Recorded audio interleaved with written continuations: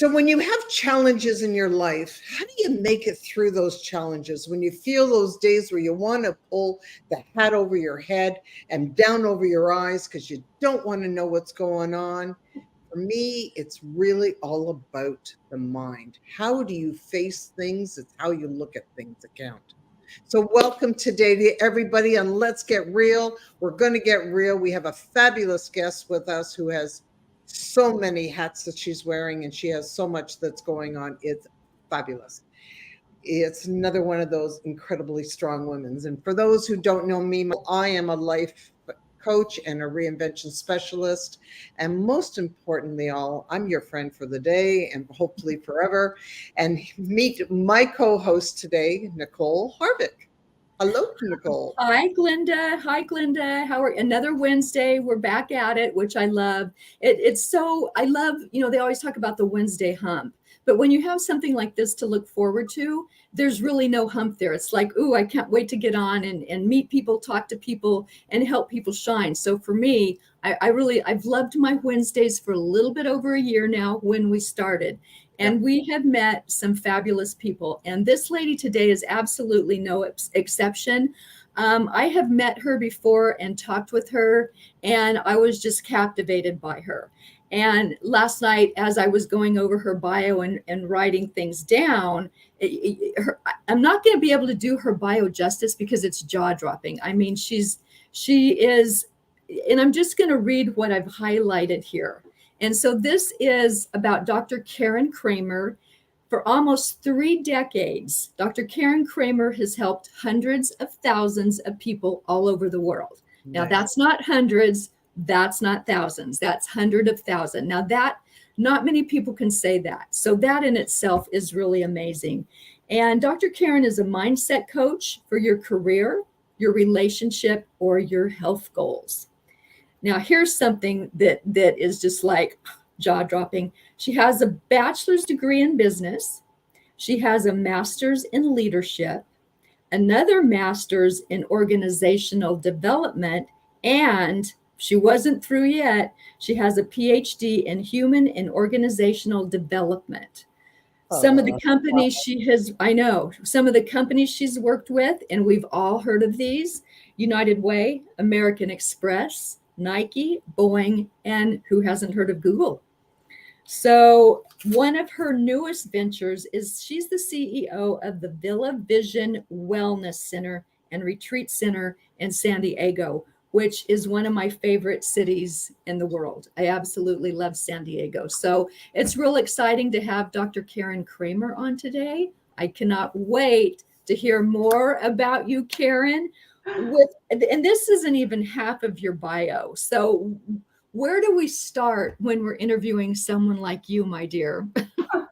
Thank you. I honor that and I accept. Good. Well, I want to say an official welcome too. I'm excited. And when I read about you and I had to, of course, peek around and see a little bit about you. And I am so honored that you would join us today and light up our stage here. And, how hopefully we can bring some light into other people's lives. So welcome. Thank you for joining us today. Thank you, Glenda. Thank you, Nicole. Yes. So I think the first thing we should talk about is we're talking about 3 decades of helping hundreds of thousands of people. Tell us a little bit about that, what you do with them, how you lead them, and how does that make you feel having an impact on that many people, not just in San Diego, but around the world? Tell us a little bit about that. Well, it has changed over the last 3 decades. So I will talk a little bit more about the beginning and then where I am now with that. So I had a wonderful opportunity of working with an organization that was the Center for Creative Leadership. So that's where I literally graduated with my bachelor's, thank you, on a Sunday and started working on a Monday. And I knew when I started into that organization that I wanted to move up. I wanted to move into the classroom. Started with the behind the scenes work, and I wanted to be in there helping individuals and again, most of these in this case were mid-level managers through C-suite executives. And I did a lot of what I'm going to call conscious coaching.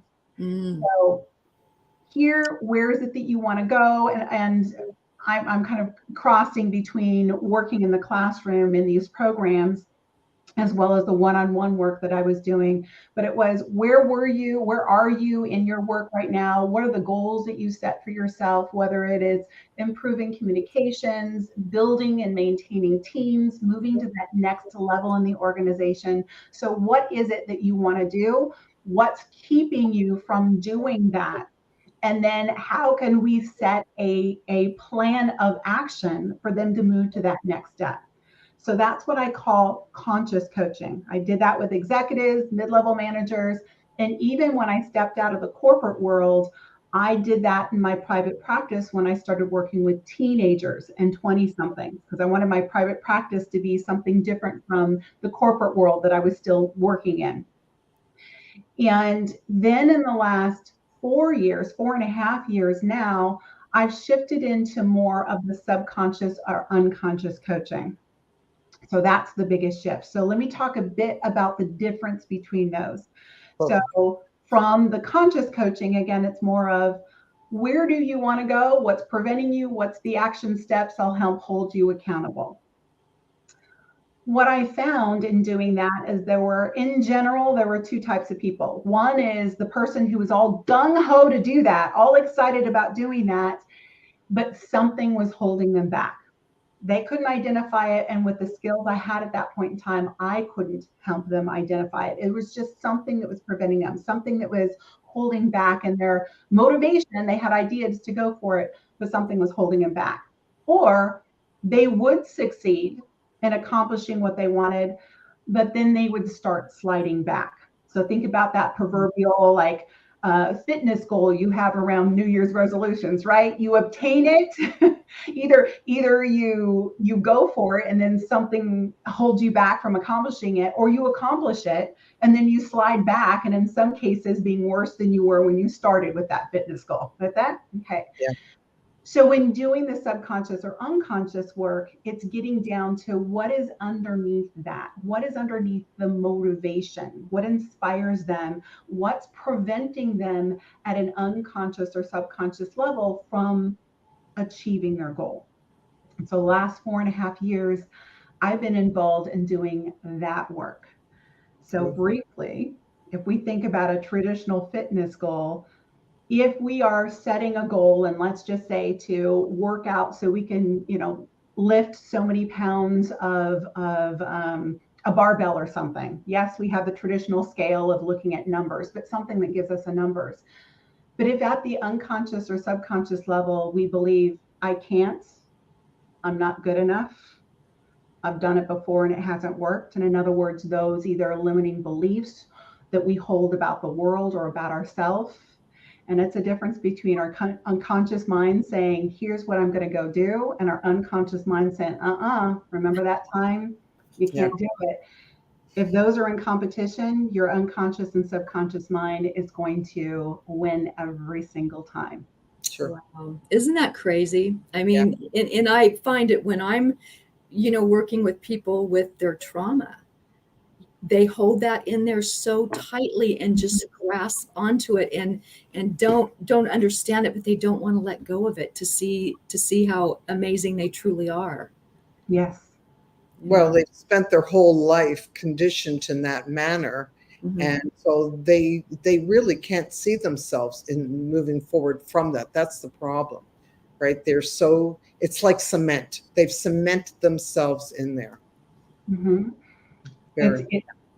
And to that point, thank you, Glenda. It's almost like, and I realize the two of you are wearing glasses. I am not. It's almost like you have those glasses that you're looking through that are almost like they're cemented to you, right? That's the lens, that's the view that you're looking through. Those are the filters that you have. And it's like the proverbial fish in water. It doesn't realize it's in water until you take it out of water. We don't realize that we're cemented, using that word, that is our worldview, until we start to see the cracks and somebody breaks through the cracks of that cement or those glasses around us. Wow, that's interesting. I do have a question. You said you worked with teenagers for a while. Yes. And you were trying to find out who they think they are, what they want to do with their lives, correct? Yes. Okay. And one of my questions has always been, since I have morphed so many times over my lifetime, how does someone, like, for instance, my daughter would say to me, she goes, they want to know what I want to be when I grow up. She says, how do I know that? I'm only like 15. So how do you teach someone to recognize their qualities or recognize what their heart is leading them to? How does that transpire? Oh, I love that question. The youngest of my 5 kids is currently 20. So he is still in that process of figuring out what he wants to do. So back in the days when I was focusing primarily on teens and 20 somethings, which, by the way, my sweet spot were those who were going into their junior and senior years of high school, for 2 reasons. One, they were under pressure to know what they were going to do, from the grades to getting up the SATs to AP classes, all that, getting into college, everything. So there was the pressure that was on them, as well as it was the key time for them to say, what is exciting? Like, what do I want after high school? Granted, much of that may be dictated based upon the values of the parents. So keeping that in mind, but those were the sweet spots to answer that. So one piece of advice that I have for parents, and don't wait until they're teens, by the way, don't wait until they're teens, is to expose them to various different types of things as a youth. So I know for my kids, whether it was especially summer camps and things like that, there are so many different opportunities that are out there. So if they have an interest in a sport, sure, try it out. They may or may not stick, but try that out. Oh, you're interested in playing the guitar because you are interested in this band member? Sure, let's try it out. Let's see how it is. Oh, you love playing on computers, and let's understand, like, you're interested in programming. Well, here's a class that gives you some interest in programming. Girl Scouts and even Boy Scouts is also good on that too, because they have various different programs that they have to be able to get awards for certain things. So being exposed to at a younger age is good. So then let's get to somebody who's like the 15-year-old. Is one thing I say is take off the pressure. Take off the pressure about somebody who is, they're 15, 16, 17, even 18, by that time thinking that they have to know exactly what they want to do. They don't. And I think, just like you've mentioned, Nicole and Glenda, I don't know all of your story. I know for myself, I'm doing something much different than what I thought I would be doing when I was 18, let alone when I'm 15. Oh right? my God. You know what? I've been through so many different careers, and through the years. So it's not like that. It's nothing is cut and I work with people that are trying to reinvent themselves in their 50s and 60s. And I say the same thing. If you want to try something, just go for it. Try it. Try your hand in painting. Try, whatever, because you just never know. You might find it's something that really sparks interest and makes you just forget about time and everything like that. Absolutely. Yes. It's And that's all about just, what makes your heart just go, wow, I love it. That's what it's all about. exactly. Thank you, Glenda. Yes. And the more we give freedom for that's the value of taking various different extracurricular classes, whether it's in high school, outside of high school, even when they go off to college. It took me 6 years. You read off the whole thing. I'm a learner of life. Yes, that's how I ended up with a PhD, 2 masters. Loved it. It took me 6 years to go through and get my bachelor's. 6 years. Because I was experimenting with various different potential minors at that point in time, like child development, HR, psychology, sociology. So I had that idea that I was always interested in understanding people within systems. And I still say to that today, that is who I am. I love understanding people within systems and systems within people. But I couldn't have said that when I was 15.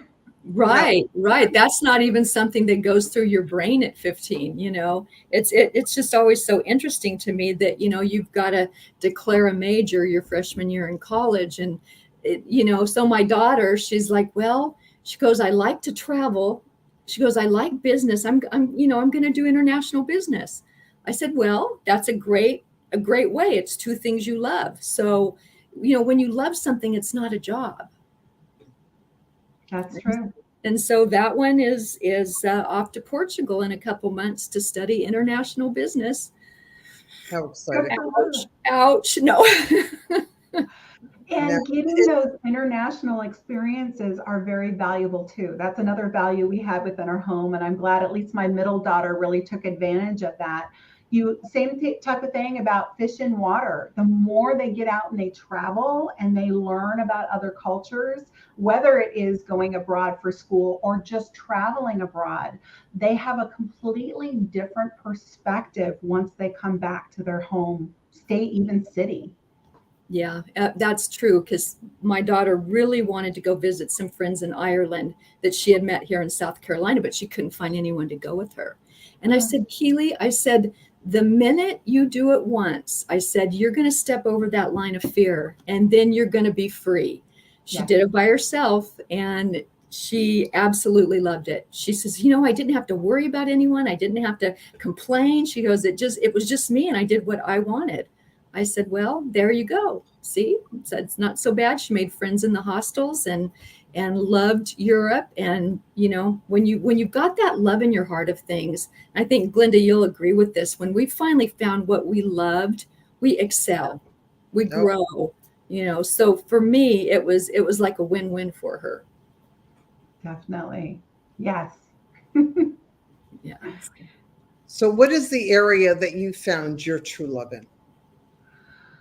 The area that I found my true love in, it has changed based upon where I had been in the lifestyle of my life.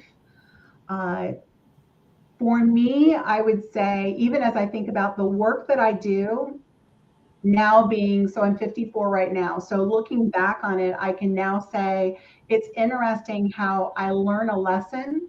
And if it's a real powerful lesson, and I know I'm at least one step ahead of where I was, I love bringing up a version of my past self. Okay. So yeah, I love it. So for example, when I stepped out of the corporate world full time, so it was in 2009 that I stepped out of the corporate world, but I still stayed on as adjunct doing a lot of the training around the world. So when I stepped out, and that was 2008.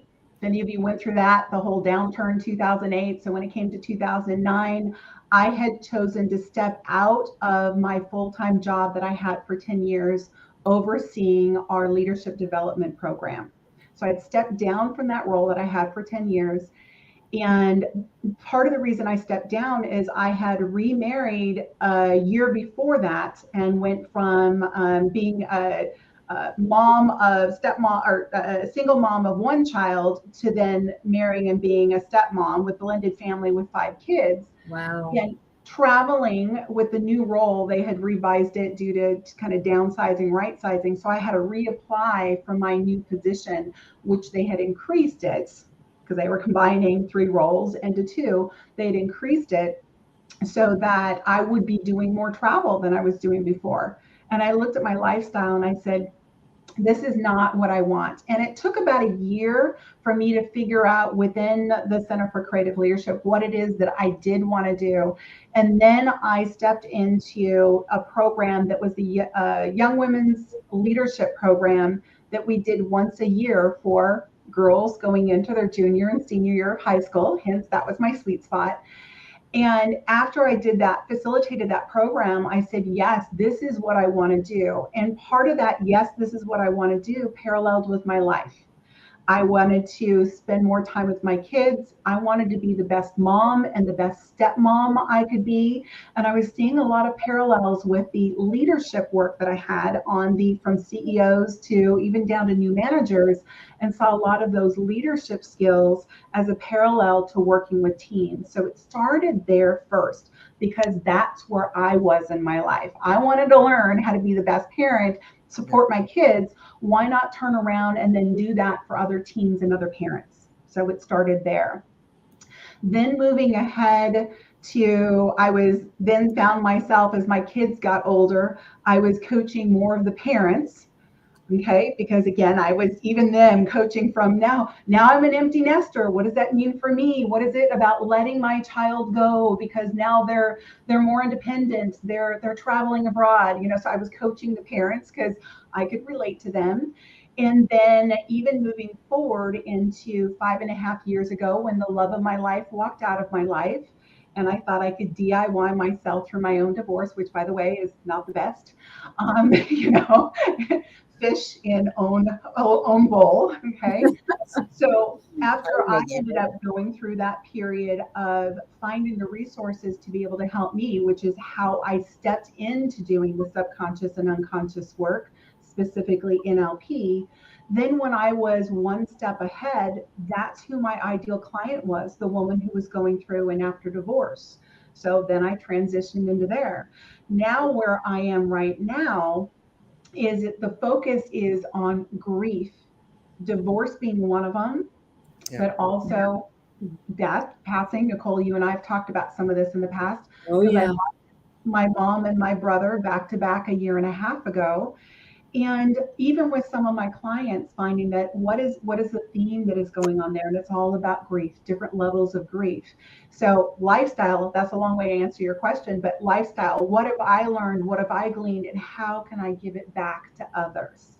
So 5 years from now, it may be another focus. Who knows? But that's the beauty of continuing our passion and where we are. It doesn't mean stake in the ground. This is who I am today, and this is who I'm always going to be. And I think that's part of the world today, our journeys, knowing that you're not in, years ago, people started in a certain sector in life, and they were basically, they lived in that lifestyle or that sector for the rest of their lives. And now they say, by the time you finish in your world, you're probably going to be venturing into 7, 8, maybe 12 different areas of expertise. So, and that's good, because as we keep going, we keep changing and hopefully growing through that time. Yes. And I love that we can do that now. No one says you have to start somewhere at age 18 and retire when you're 70 anymore, with the same clocking in the same time, leaving at the same time, one vacation a year. That's just antiquated now. And I know a lot of people look at these younger kids and think that they're irresponsible, or we didn't train them well or teach them well as parents. But for me, part of being a parent was letting them get to know themselves, not pigeonholing them into what a parent wanted or what a grandparent thought. And so that we had this Portuguese family, and well, just get a good job, just get a good job, just get a good job. Well, sometimes jobs are good for a while, but you have to always consider your growth. What do you want? Is this working for me anymore? And so I love the independent thinkers. I love the freedom. I love the fact that there's no longer, some people will talk about it, but these kids know their heart more, it seems like, than we did, or I did at least, when I was 20 or 25. I floundered a little. I did a few things. I didn't really love school. Obviously you love school. I said, I want to make money, and I got into real estate, and that worked for me. But then it's like, man, this isn't much fun anymore. So I've had the opportunity to kind of pivot when necessary. And I think we all have. You have too, Glenda. Absolutely, all through my life. And I also, as far as a parent is concerned, I believe, my son taught me this lesson very early in life. And, as a parent, we have to give our kids all the tools that we can, so we make them a better person. But then at a certain point in life, we need to learn it's like the butterfly, we need to let them go off and then discover it themselves. And, and as they fall through the time, because we all do, it's allowing them to fall. Like I always say is, when you land in the ocean, I'm going to be there to throw you a life preserver. I'm not going to allow you to drown, but I'm going to let you, swim around a while so you can figure it out, because that's, how you become stronger and wiser, is by going through some of these challenges in our life. I wholeheartedly agree with both of you on there. Wholeheartedly agree.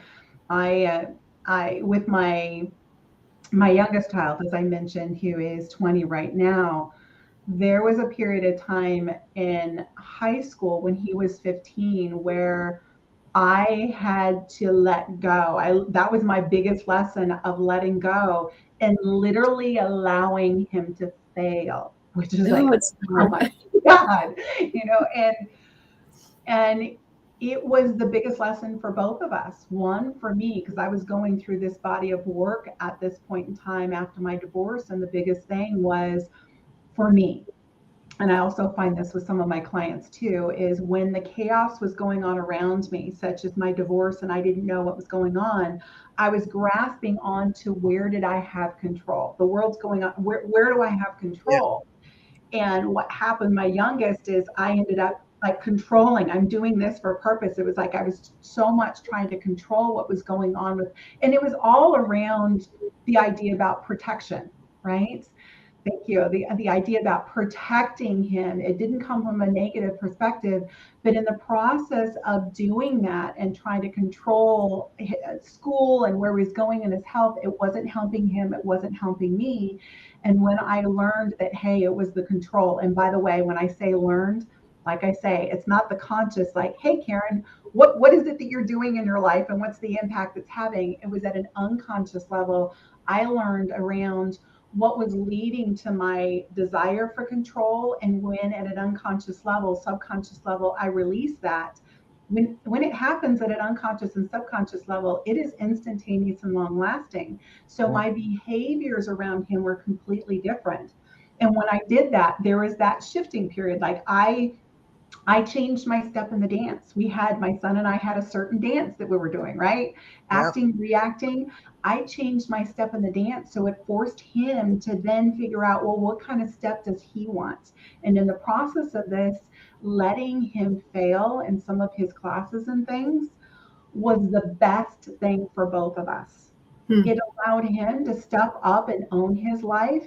And it wasn't one of those things where it was like, oh my God, letting a child fail. No, he made it up. In fact, I won't tell the full story, but he made up his senior year's worth of work, thanks to COVID, senior year's worth of work in 7 weeks, 7 weeks.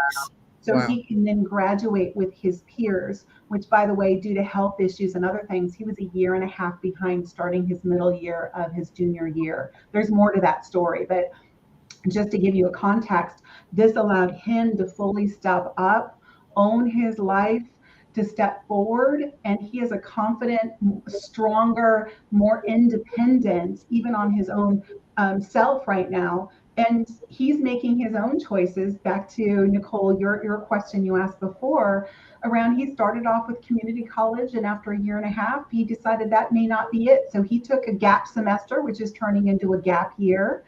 And his shifting his focus is shifting.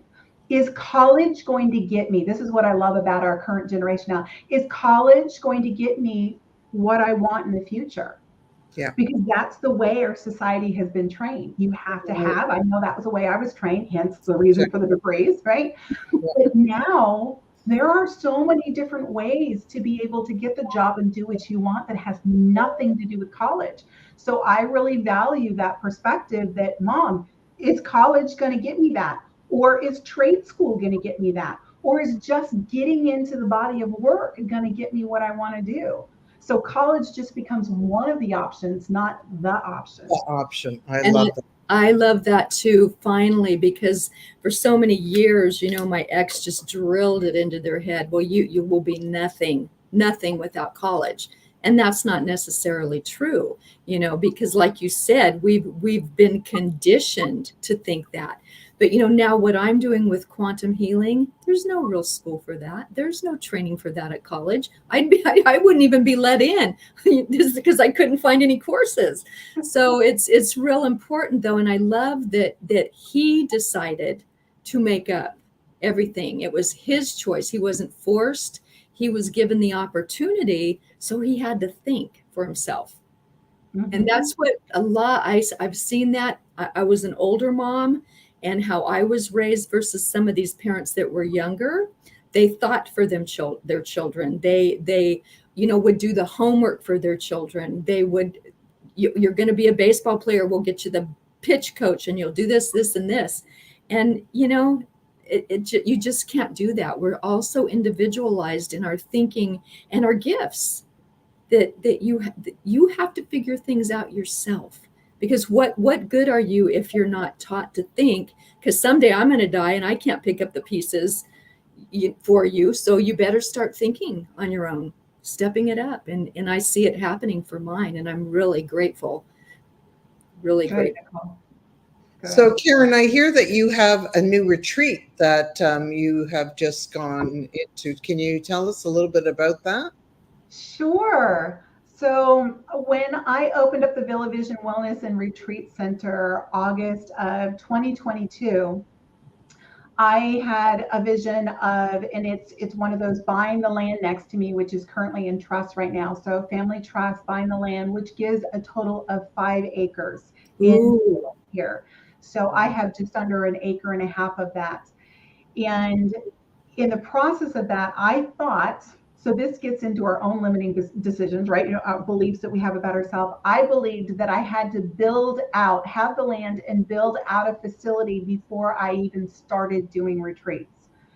And I had to check myself on that belief. And I also have a number of colleagues who check me, thank you, on my own beliefs. We all need those people in our life who's going to pull us out of that fishbowl and remind us that there's other ponds we can be dropped in, right? Other ways of thinking of things.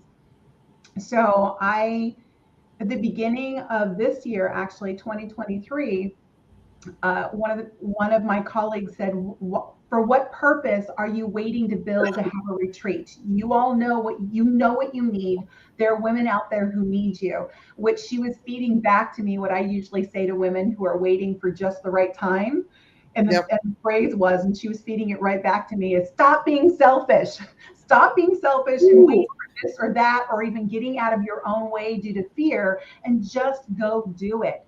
So the beginning of this year, I went ahead and I said, okay, I'm going to do it. I'm going to do it out of my own home, which fast forward, my home is the retreat center. I have a spa room. I have the guest room. I have everything facility wise is in my home, just as I envisioned in this build out. So got it. So I reached out to 22 women, said, hey, you're the perfect ones that fit the criteria for what I'm looking for a retreat. Which, by the way, I had started off, I didn't even have a name for it. I said, I'm looking for women. And again, this is another one of those stories of being one or more steps ahead of the women that I wanted to impact. So I was looking for women who had gone through a major life event that has led them to question, who am I and what do I want? That was all it is. So reached out to 22 women I knew, 6 said yes. And so I had quick interviews with all 6 of them, and some of the basically inquiry calls before doing this retreat. And I said, what resonated with you about what I shared with you? In the process of it, all of them then helped me name the retreat. The name of the retreat is Take Back Your Life Retreat. So Take Back Your Life, which indicates 2 things. One, it's been taken away somehow, okay? But really underneath that is they've given it away somehow. Right. Yes. Okay? So I've had the retreat since then, loved it. Did the first one in February. And people that have come to the retreat, it has been everything from, I think the first retreat were a lot of relationship wise. So again, I was gravitating to those that were like myself from the 2 or 3 years before who had gone through a divorce. A couple of them had lost a loved one. Again, both of those that I'd experienced. The retreat since then, I've had women who have career burnout, or just lost connection with her purpose and the work she was currently doing, and then reinvigorating her. I had one who, she's actually from the first retreat, who always wanted to open up her own wellness and day spa. So she did within a month after the retreat. So she's another one that went from like, okay, get inspired. This is what I want to do. Saw the posting, got the lease, got the mortgage, everything, opened it up, did that. There are two who were, I'm going to say self-confidence, okay, for them in their different paths. And they had previously written a book before. So part of this was stepping back into their voice, taking back their life and their voice, and now stepping back into writing their own books. I had one who was 74, who was going through not only retirement, but also looking at family estrangement. So I've actually attracted a lot more who have gone through some form of family estrangement. Those seem to be the basic themes, but it's getting to and it's the underlining idea of grief, which is the book that I'm writing right now about healthy grief. How do we normalize and navigate loss in a culture of toxic positivity? And that is the title. Wow. Yes. Wow. That's huge. And I love that. Yeah. So that's a transition there from the retreat, and asking your story and answer your question. And now it's transitioning into other formats too, including the book that I'm writing right now. Wow. And you know, I love that one of your ladies was 74. Yes. Because Linda and I talk about this all the time, is you're never too old. No. You're never too old to reinvent or to pivot or to do something you thought you would never do. You know, as long as you're breathing, do it. Change. Yeah. If you feel change. You didn't sign a contract saying you have to be that person from the minute you're born to the minute you die. And I love that you're teaching people that. Yes. In fact, even to that, Nicole, with the challenge. And yes, there was a 5-day challenge that I did here about 2 years ago. And now I'm currently packaging that up for other people. So I'm bringing that back. So the challenge, the 5-day challenge, as well as the retreat, as well as the book, much of this comes back to a relationship with the most important person in our life, ourselves, yeah. Right? Ourselves. Yeah. Yes. So even with the woman who, 74-year-old that I was just talking about, her focus when she came was around an estranged family member, somebody who had estranged from her, which, by the way, there's the last research that I looked at was like 37%, with at least within the United States, 37% of us have at least an estrangement. We've pulled back from somebody or somebody has pulled back from us. So it is more common. So she was one of those. However, when she came to the retreat, that was one of the things, was rekindling that relationship. But that relationship is about somebody else. So in there, it's grounding her in who she is and what she wants, those things that she has control over, and the power and the energy that came out of it. She's an artist. So she does mosaic art, and what she got inspired and went back and did a beautiful mosaic artwork within a week or two after the retreat and shared that with us. So that's just that power of reconnecting her with herself, which is much different from trying to grasp and grab onto that lost relationship. And that goes for divorce. That can also go to death, various different things. When we are grasping on to something that we once what once was, or that we once had in our life, that's part of grief. But when we're backtracking to care for ourselves, take care of ourselves, and really building up that relationship we have with ourselves, that's the strongest foundation we can have.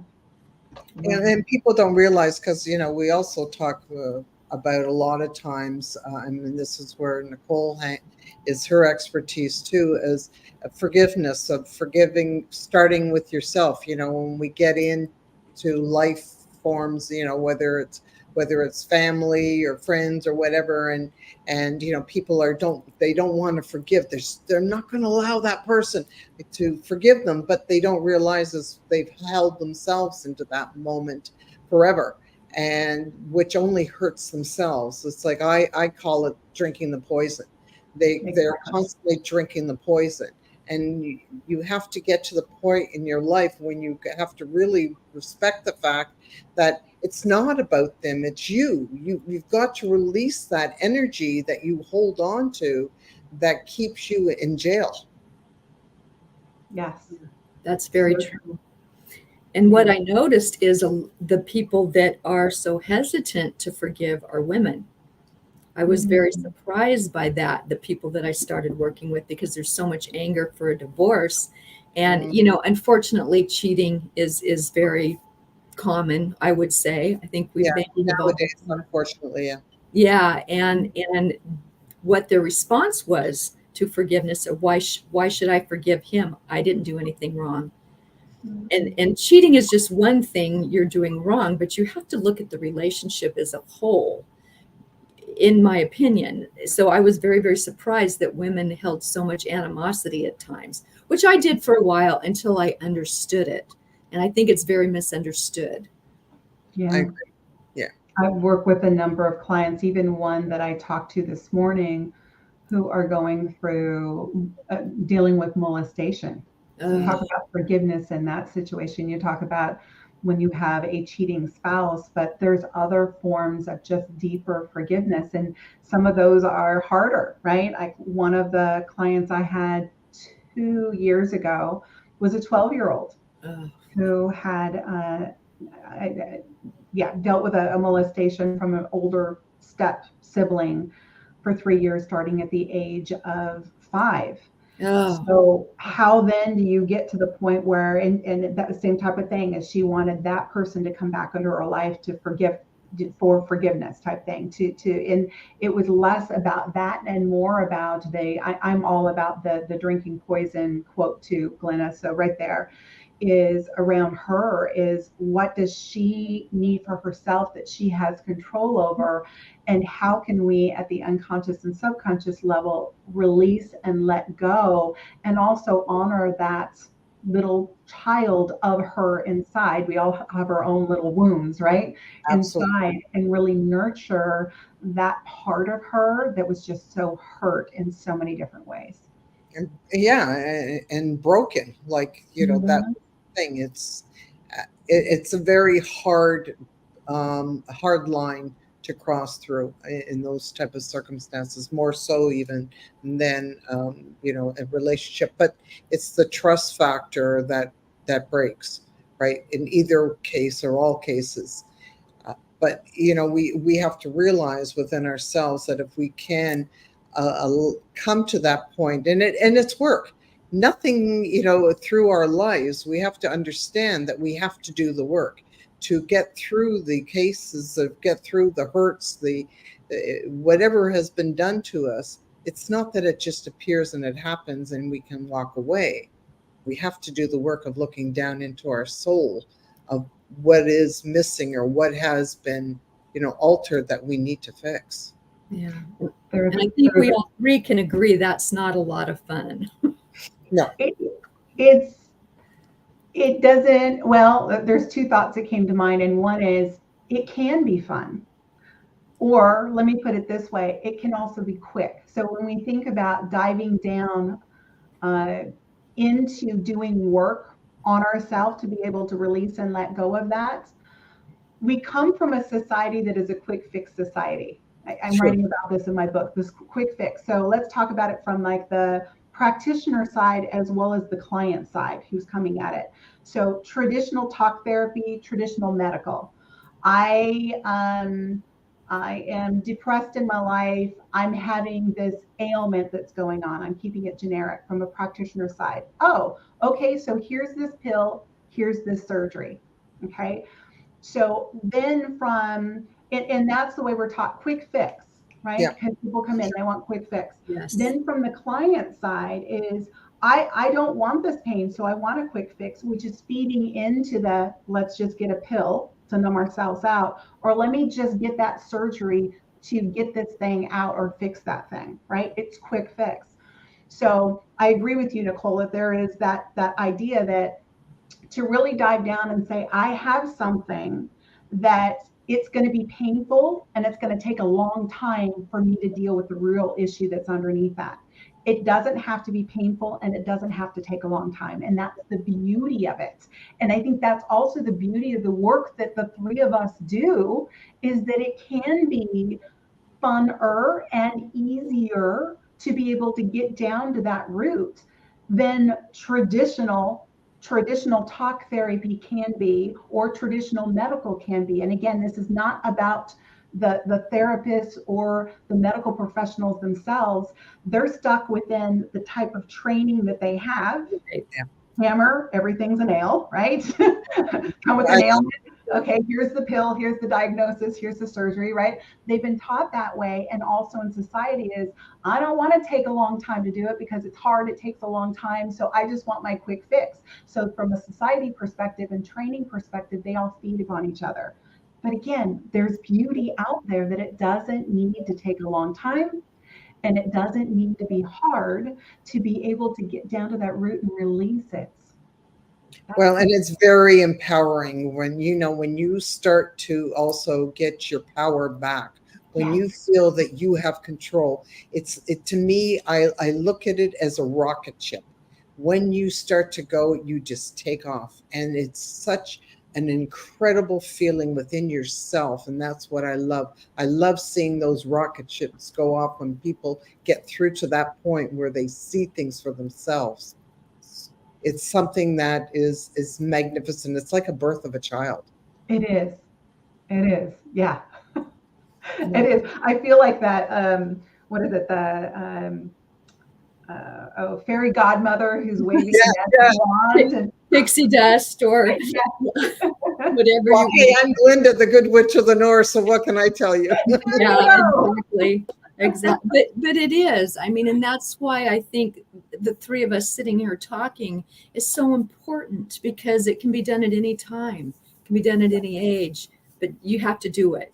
Yeah, and it's never too late, And I've worked with people that, in their 60s, they all of a sudden break through from what has held them through their whole life. And all of a sudden they just come to, it's like a weight of the world comes off them. And even if you can only live part of your life that way, it's a huge part, because we don't need to remember of all of that stuff that held us down, but to be turning around and living in a new part of your life where you can see a future where everything all of a sudden starts to change. Yeah. It's a beautiful feeling. It is. It is. And one thing I've noticed too, and I don't know if you've noticed this, Karen, but when you've released something or when you've got rid of something, your physical appearance changes. Yeah. Oh, yeah. I look back at some of my pictures and I'm like, I don't know that person. I do not know her. And it's amazing.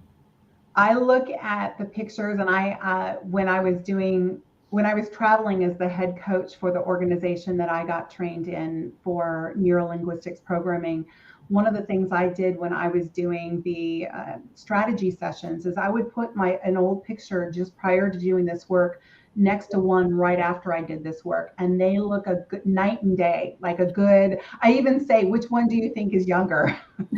I start off with that one, and I call it the natural facelift, because it's one of those where we hold the negative emotions that we hold in our body, including the beliefs as well, are settled in the neurology of our body.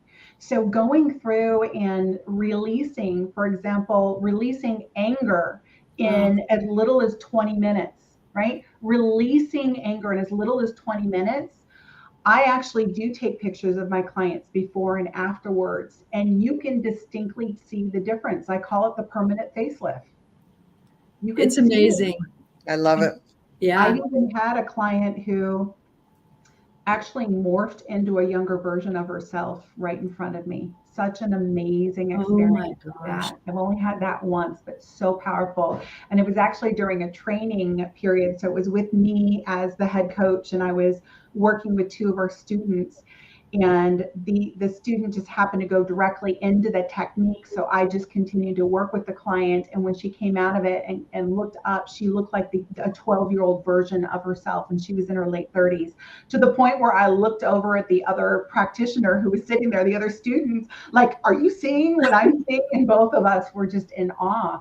But it's so powerful, It so is. powerful, and It how is. much those emotions do settle within our body. And don't get me started on the whole body thing, because it's like when we have any minor aches and pains, I'm all into what's underneath that. Absolutely. It's dis-ease with your body. Yeah. There's something going on in there that someone caused, you caused, but it's lingering in those cells. So Yes. I Yeah. absolutely agree with that. And you can either, like my mother did, get sick and eventually die, or you can look at yourself and say, I will not let that happen to me, and make a change. Oh, yes. Yeah. Absolutely. Yeah. Well, we're all in.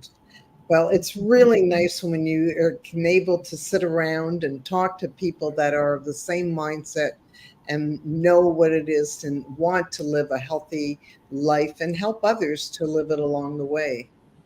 So, Karen, we're unfortunately getting to the end of this hour, and it's gone by so incredibly I quickly. And knew it would.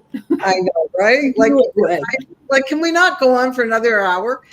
But yes, but we would love to invite you back and come back, because there's so much more to talk about. And I think it's really important that people have to start looking at the positive way of leading our lives and letting go of the things that have held them back, because once we hold on to that, that's where that poison stays, and it only lingers in the body and destroys the good things in us. And we all need to play. But let me ask you, as parting before you leave us, what type of golden nuggets could you give to somebody who's maybe not living the life that they need to live? We all know there's something more, and we sometimes can't find it. Yes. Suggest. Those who know there's something more to life than they're currently living. I love that question. And those are the ones that I love working with the most. Parting thoughts. So, one, I always love working with them. So, let's start off with that. I think the three of us love working with those people. And in stepping back, what's coming to me is thinking about two things. And this is intuitive, so I'm processing as you ask me this question, Glenna, is thinking about what is it that I do want, which in some cases it's what I don't. Okay, so what I don't. And if they need to start there, fine. Start there. It's just I don't want this type of relationship. I don't want this type of job. I don't want this type of health. Okay, fine. Just let it out. What is it that you want in place of that? Okay, so what is it that I do want? And what's in the gap? So, what's in the gap between where I am now and what I want? That is where, like I said, I wasn't the kind of person to DIY myself through my own divorce. This is where having other people who can be like we are for each other in this last hour to bounce ideas off, those people who are really going to hear what's our word patterning, what are the nonverbals we're not saying, how is that energy setting in the body, those who can truly understand what's in the gap from where we are now and where we want to be, and then figuring out how to get there, because it's not just a conscious tick off the box thing. No. It's a subconscious, unconscious thing. Wow, I love it. Yeah. Nicole, what wise little words are you going to give us for today? This is one of those conversations that there's so much depth in it. And I absolutely love going deep with something like this. And I think both of you know I am an absolute advocate for forgiveness of self and forgiveness of others. And one of the things I try to get out there is, why are you holding on to a hurt caused by someone that didn't care enough about you to not hurt you? You're carrying something that they said to you inside of you, it's hurting you, they may not remember it, they may not care, or they may say to you, well, that's true, which it isn't. So you're carrying a pain that is theirs.